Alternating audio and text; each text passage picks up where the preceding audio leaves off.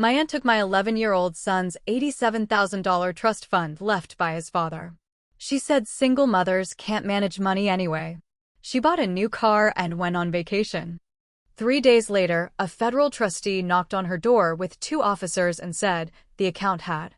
My aunt's face went white. I was standing in her kitchen when it happened. I'd driven the 43 miles from my apartment specifically to be there. My son was at school. I'd taken the afternoon off from my position as senior financial analyst at Bridgewater Associates, a job my aunt didn't know I had. She thought I was still working part-time at Target. The trustee was a woman named Margaret Chin, federal appointed. She had a leather portfolio and reading glasses that caught the afternoon light coming through my aunt's bay window. The 2 officers stood behind her, silent. My aunt's new Lexus was in the driveway. Silver. 2024 GX 460. $82,000 base model. She'd posted about it on Facebook 4 days earlier.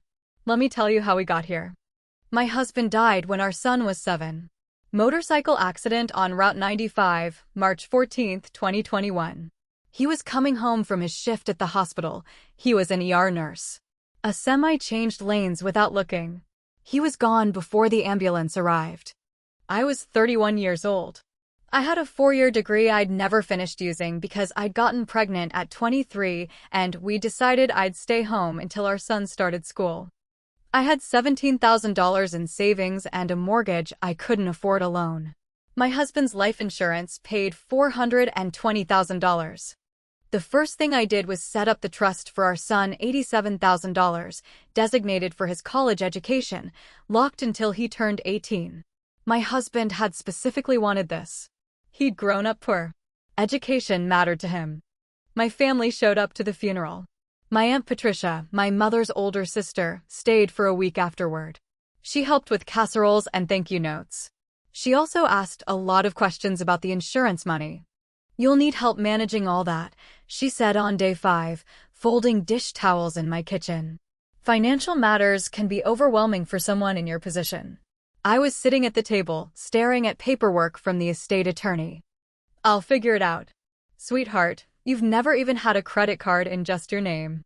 Her voice was gentle, patient. "Why don't you let me help? I could be co-trustee on the account. Just until you get back on your feet." I looked up at her. She was smiling, genuinely warm. "I'll think about it," I said. She brought it up 3 more times that week, each time a little more insistent.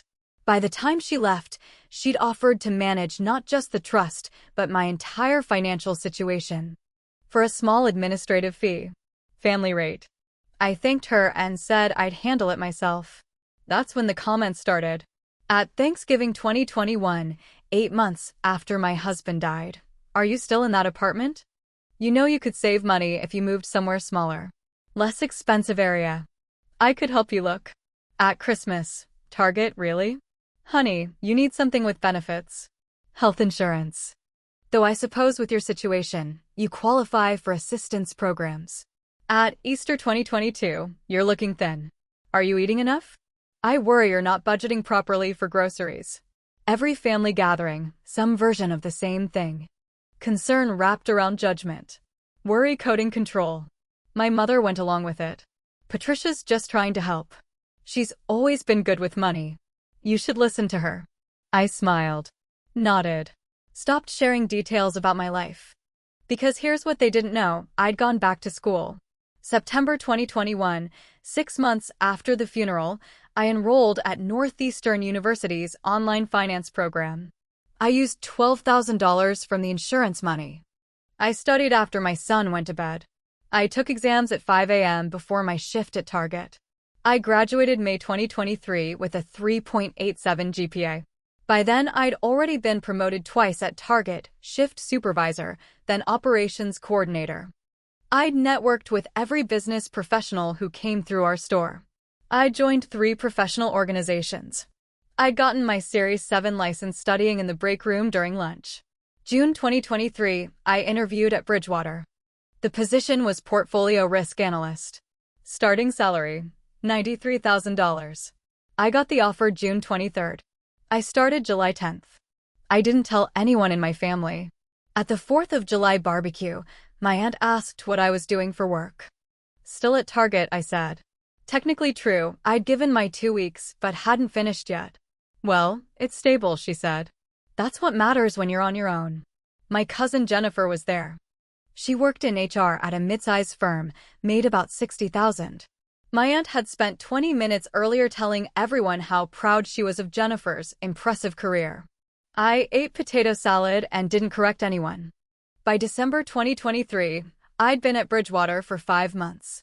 I was managing a portfolio worth $470 million. I'd received my first bonus, $28,000.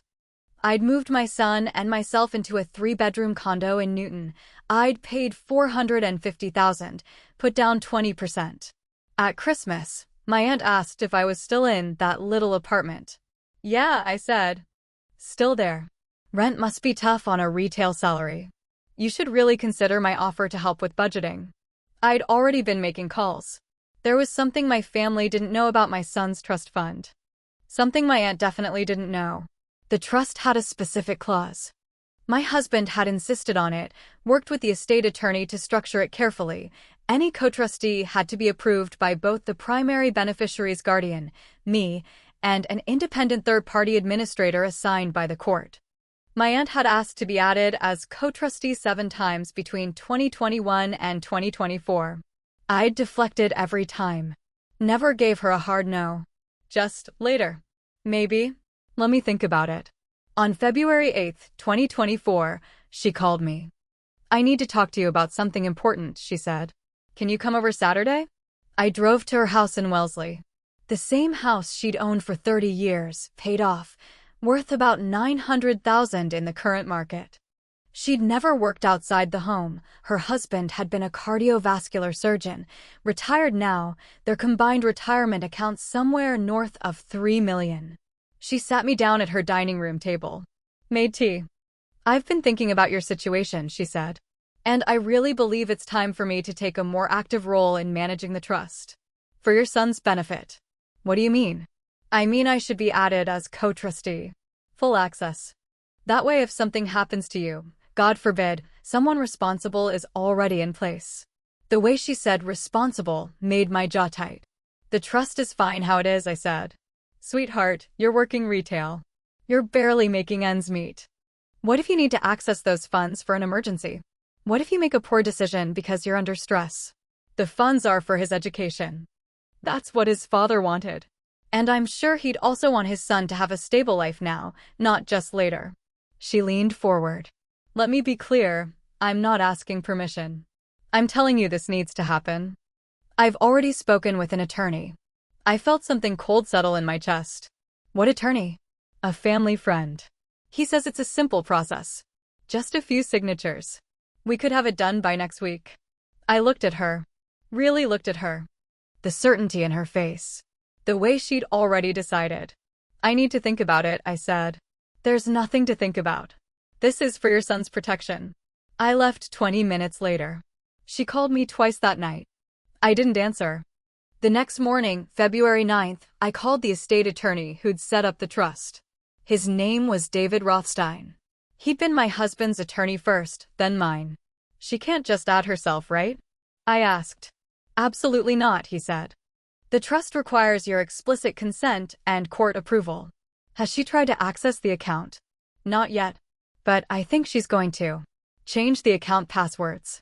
Add 2-factor authentication. And call the bank. Tell them to flag any attempted access from anyone but you. I did all of that in the next 48 hours. On February 14th, Valentine's Day, my aunt showed up at my job. At Target. Because that's where she thought I worked. I wasn't there. I was at Bridgewater, in a meeting about Q1 portfolio rebalancing. She called me that night. I stopped by to see you today. They said you don't work there anymore. I left in July, I said. Silence. Then, where are you working now? Around. That's not an answer. I'm doing fine, Aunt Patricia. You're being evasive. That tells me you're hiding something. Probably something you're ashamed of. I didn't know that same week she'd contacted the bank where the trust was held.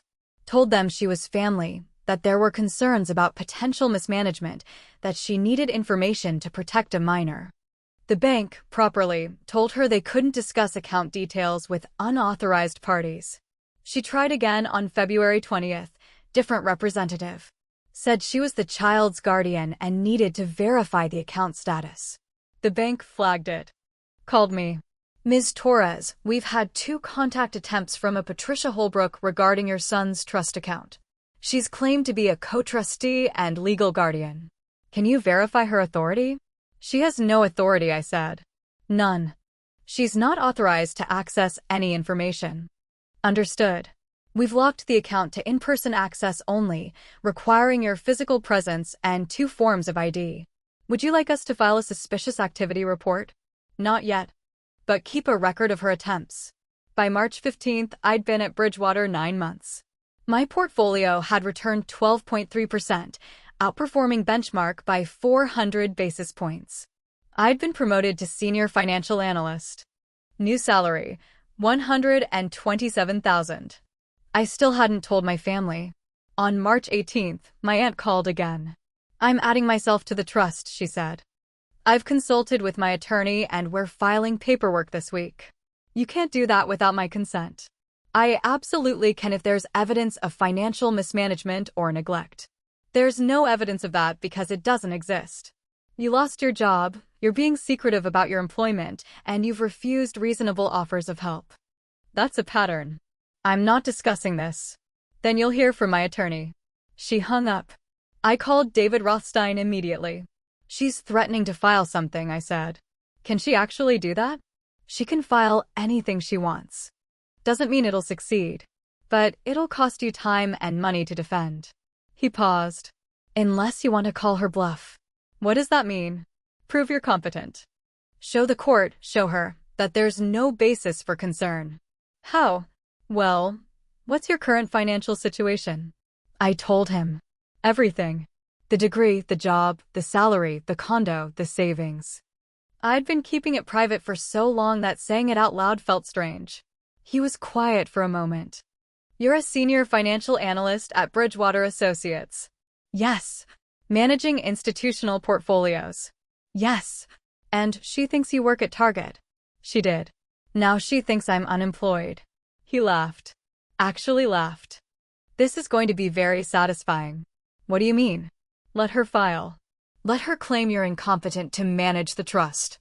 Then we'll respond with your employment verification, bank statements, investment account summaries, property deed, and professional credentials. The court will laugh her out of the room. Will that stop her? It'll humiliate her. Which might be better. I thought about it. Let's wait. I want to see what she does first. What she did was show up at my apartment on April 2nd. Except I didn't live there anymore. I'd moved in December. The new tenants told her I'd been gone for months. She called me from her car. I could hear the fury in her voice. Where are you living? I have a place. Where? Why does it matter? Because you're clearly hiding something. You lost your apartment. I didn't lose it. I moved. To where? Some shelter? Government housing.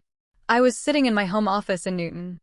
The same office where I'd built a custom desk, where I had 3 monitors showing real-time market data, where I was currently reviewing a 53-page risk assessment I'd written for a pension fund. I'm fine, I said. You're not fine. You're in over your head and too proud to admit it. That's why I'm taking control of the trust. For your son's sake. You're not taking anything. Watch me. She hung up. The next day, April 3rd, I got a letter. Certified mail. From her attorney, Marshall and Crane, a firm in Boston. It was a petition to the probate court, requesting an emergency hearing to remove me as sole trustee of my son's educational trust and appoint Patricia Holbrook as replacement trustee due to demonstrated financial instability, inability to maintain stable housing, pattern of unemployment, and refusal to accept appropriate guidance from qualified family members. The hearing was scheduled for April 24th. I called David immediately. She actually filed, I said. Good. Now we respond. Over the next 2 weeks, we assembled documentation. My employment contract. 3 months of pay stubs. My investment account statements showing $240,000 in savings and retirement funds. The deed to my condo. my Northeastern transcript, my Series 7 certification, my performance reviews from Bridgewater, a letter from my VP confirming my position and responsibilities. We also got something else, the bank records showing my aunt's repeated unauthorized contact attempts. David filed our response on April 18th, 6 days before the hearing. I didn't call my aunt, didn't warn her. I wanted her to walk into that courtroom confident. April 24th arrived. The hearing was at Suffolk County Probate Court, 10 a.m. I wore a navy suit from Brooks Brothers. I carried a leather portfolio my company had given me. My son was at school. This wasn't something he needed to see. My aunt was already there. She was with her attorney, a man in his 60s named Gerald Crane. She looked calm, prepared. She saw me walk in and her expression shifted. Just slightly.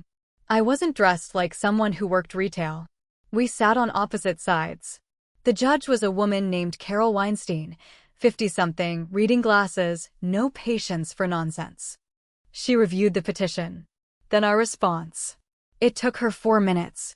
She looked up at my aunt. Ms.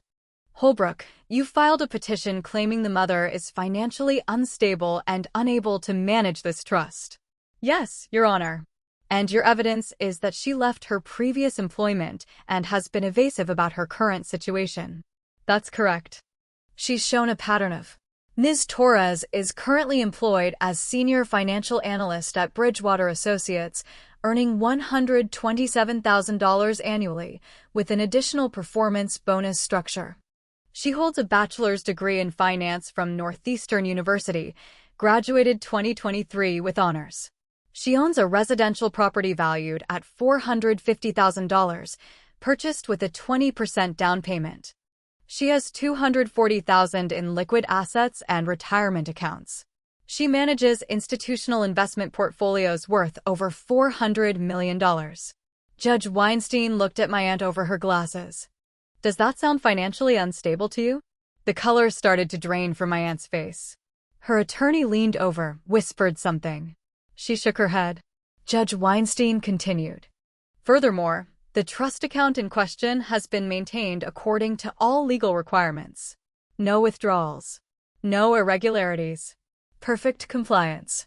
She looked at me. Ms. Torres, do you have any desire for your aunt to have access to this account? No, Your Honor. Have you ever requested or received financial assistance from her? No, Your Honor. Has she ever had any legal authority over your son or his affairs? No, Your Honor. The judge looked back at my aunt. Ms. Holbrook, I'm denying your petition. Not only is there no basis for your claims, but the evidence suggests your concerns are unfounded and possibly motivated by something other than the child's welfare. My aunt's attorney stood. Your Honor, if we could. You're also being ordered to cease any contact with the financial institution holding this trust. The bank has records of multiple unauthorized contact attempts, including false claims of authority. She made a note.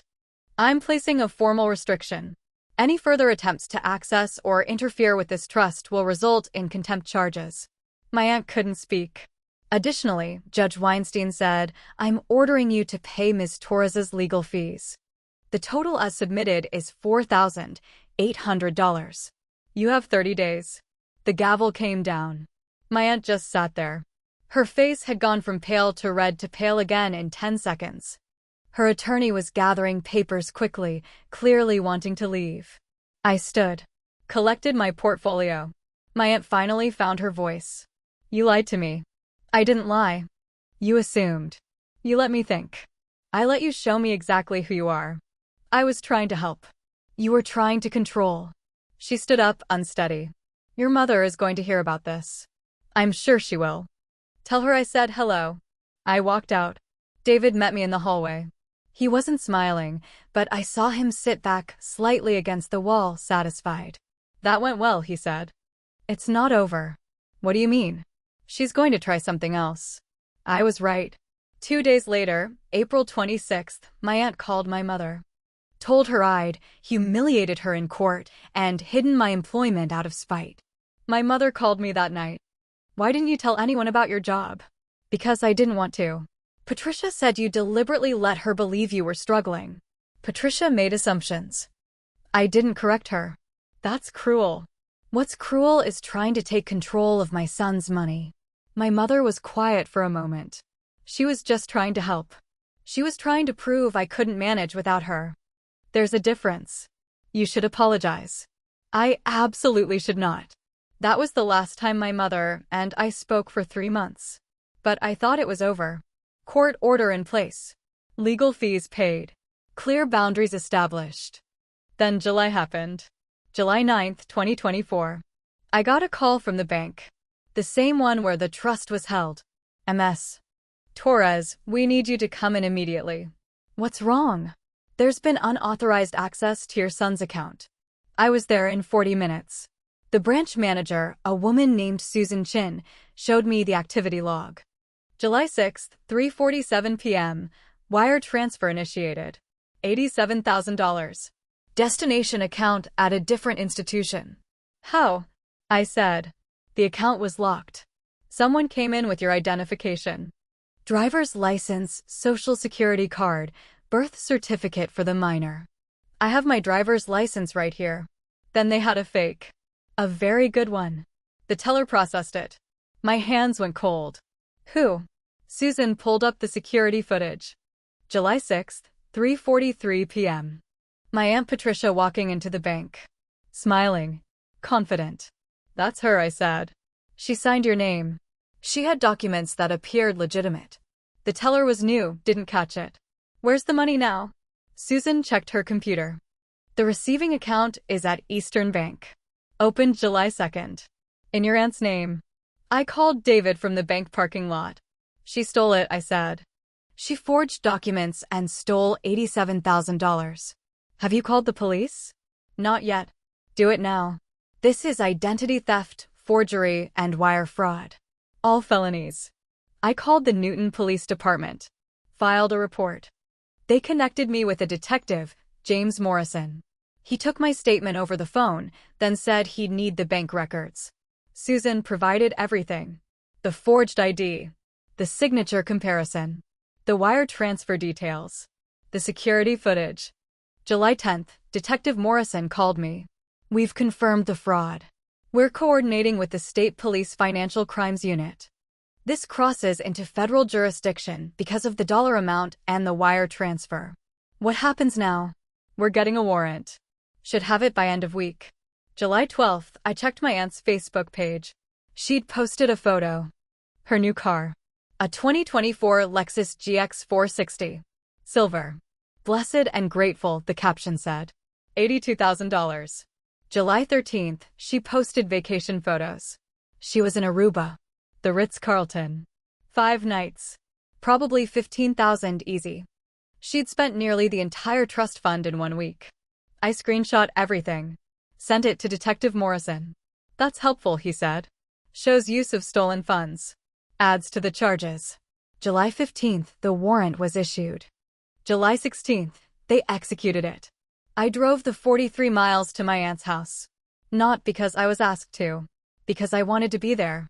I parked down the street. Waited. At 2:30 p.m., 2 police cars pulled up. Detective Morrison and 3 other officers. Margaret Chin arrived separately. She was the federal trustee assigned to the case because it involved a minor's federally protected educational account. She had authority to seize assets, freeze accounts, pursue criminal charges. I got out of my car. Walked up the street. Detective Morrison saw me. Ms. Torres. You don't need to be here. I know. He looked at me for a moment, then nodded. They knocked on the door. My aunt answered. She was in yoga pants and a Lululemon top. Relaxed. Home from vacation for 2 days.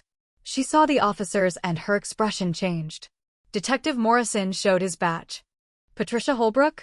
Yes. We have a warrant for your arrest. Wire fraud, identity theft, forgery, and theft over $10,000. What are you talking about? Margaret Chin stepped forward. I'm the federal trustee assigned to case number 24, TF 8834. You illegally accessed a protected educational trust account on July 6 and fraudulently transferred $87,000. My aunt looked past them. Saw me standing at the end of her walkway. You called the police? On your own family? You stole my son's college fund. I was going to pay it back. With what? My voice was level. Calm. The car you bought? The vacation you took. Margaret Chin opened her portfolio. Ms. Holbrook, we have security footage of you entering the bank with forged identification. We have handwriting analysis of the forged signature. We have your bank records showing the receiving account and subsequent purchases. The car was registered in your name July 7th. The Aruba vacation charged to your credit card July 8th. My aunt's face went white. Completely white. I can explain. You'll have opportunity to do that, Detective Morrison said. Right now, you're under arrest. He started reading her rights. Her husband appeared in the doorway behind her. What's happening? She stole money from a trust account, Margaret said. $87,000 belonging to a minor. He looked at my aunt. What did you do? I was trying to teach her a lesson. You stole from a child? The officers moved to handcuff her. Wait, my aunt said. Wait. I'll give it back. I'll return the money. We can settle this without. You spent the money, I said. There's nothing to return. Margaret Chin pulled out another document. We're also seizing the vehicle purchased with stolen funds and placing a lien on this property for the amount of $87,000 plus damages, penalties, and interest. Current total, $112,400. My aunt started crying. I can't pay that. Then you'll sell assets. The car will be auctioned. If necessary, the house. Her husband stepped back. Physically stepped back from her. You put the house at risk? I thought she wouldn't notice. Wouldn't notice? His voice cracked. Jesus Christ, Patricia. The officers finished handcuffing her. Started walking her to the car. She looked back at me. I was family. I was trying to help you. No, I said. You wanted to prove I needed you. And when you couldn't, you decided to punish me. They put her in the car. Margaret Chin came over to me. The money will be recovered. We've frozen her accounts, seized the vehicle, and placed liens on all property. Full restitution is legally mandated.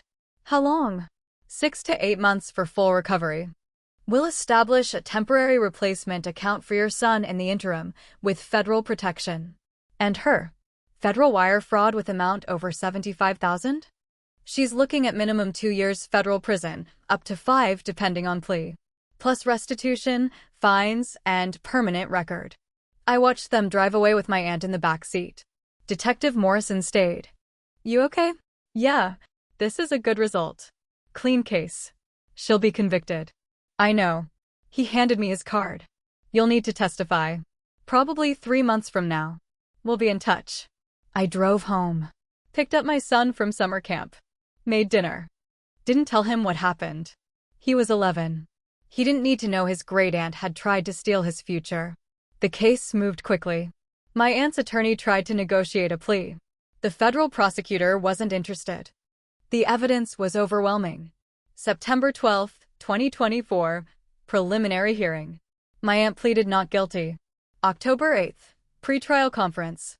Her attorney tried to argue diminished capacity, claiming she'd been under stress. The judge reviewed her vacation photos from Aruba. Denied the motion. November 3rd, she changed her plea to guilty. Accepted a deal. 3 years federal prison, 5 years probation, full restitution plus $37,000 in fines and penalties. The restitution came through in stages. The car was auctioned, $74,000 recovered. Her retirement account was garnished, $18,000. A lien was placed on the house, $47,000, to be paid from eventual sale or within 5 years, whichever came first. By January 2025, the full $87,000 was back in the trust account. With interest. My aunt started her sentence January 15, 2025. Federal facility in Danbury, Connecticut. Her husband filed for divorce in February. The house went on the market in March. It sold for $890,000 in April. After the lien and his legal fees, he walked away with about $600,000. Moved to Florida. I heard he remarried last month. My family stopped speaking to me. My mother sent one email. You destroyed her life over money. I didn't respond. My son's trust fund is back to $87,000, $312 as of last week. Protected. Locked. Growing. I'm still at Bridgewater. Got promoted again in September to portfolio director. New salary, $164,000 plus bonus structure. My son is in 6th grade at a private school in Newton. He's doing well. He plays soccer. He doesn't know what his great aunt did. For 14 months, everything was quiet. Resolved. Done. Then yesterday, my lawyer called. Your aunt is filing an appeal, David said. Claims she was coerced into the guilty plea. I was at my desk. I put down my coffee. On what grounds? She's arguing that the threat of seizure of her home constituted duress. That she only pleaded guilty because she was afraid of losing her house. She stole $87,000. I know. The appeal won't succeed. But she's filing it from prison, representing herself, and it'll require a response. How long? 4 to 6 months to dismiss. It's frivolous, but it has to go through the process. I hung up, opened my desk drawer, pulled out a flash drive. It contained something I'd never told David about. Something I'd been saving. A recording. February 8, 2024. The day my aunt first told me she was taking control of the trust. I'd recorded the entire conversation on my phone. 43 minutes of her saying she had the right, that I was incompetent, that she'd already consulted an attorney, that she was doing this whether I agreed or not. I'd held onto it, just in case. I'd been waiting for this. So, what do you think? Did my aunt go too far, or was I justified in pressing charges? Let me know in the comments and subscribe for more family justice stories.